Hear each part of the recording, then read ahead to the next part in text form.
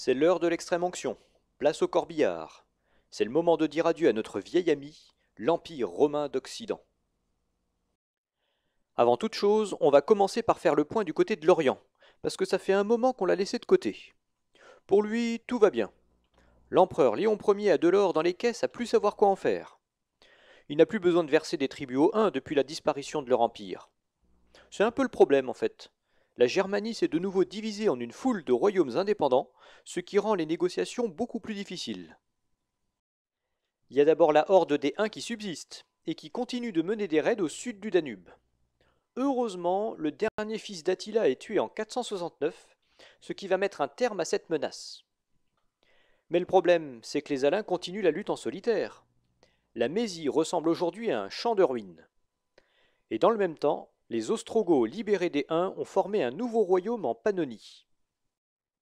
Leur roi est un certain Théodoric, à surtout pas confondre avec Théodoric le Wisigoth. En fait, Théodoric l'Ostrogoth va devenir encore plus célèbre. Mais pour l'instant, c'est un vrai chaton. Faut se méfier quand même, c'est toujours mignon quand c'est petit. Ses principaux ennemis sont les Huns survivants, les Alains et les autres Germains. Du coup, il noue une alliance avec l'Empire d'Orient et fait le ménage en Mésie pour les beaux yeux des Romains.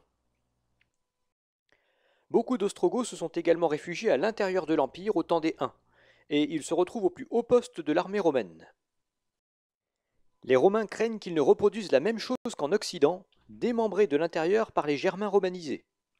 Du coup, une véritable guerre civile éclate entre les pros et les anti-Ostrogoths. Finalement, c'est la chute de l'Occident qui va soulager tout le monde. Ça va attirer tous les Ostrogoths vers l'ouest sous la bannière de Théodoric. On y vient à cette issue fatale. Souvenez-vous, la Gaule ressemble aujourd'hui à un vieux pneu couvert de rustine. Les Visigoths profitent à fond de leur supériorité. Ils conquièrent le petit résidu impérial qui subsiste en Auvergne, seulement arrêté par les Burgondes qui cherchent aussi à en profiter. Puis ils se ruent tous les deux vers la Provence, et là encore, c'est les Visigoths qui l'emportent. Pendant ce temps-là, le bal des empereurs se poursuit à Ravenne. C'est la Bérésina.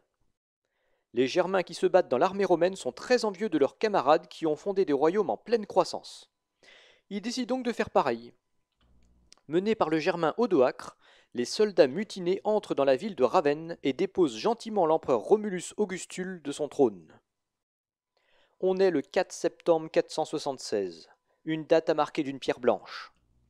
En éliminant ce qui en faisait le symbole, Odoacre vient de mettre un terme à l'Empire romain d'Occident.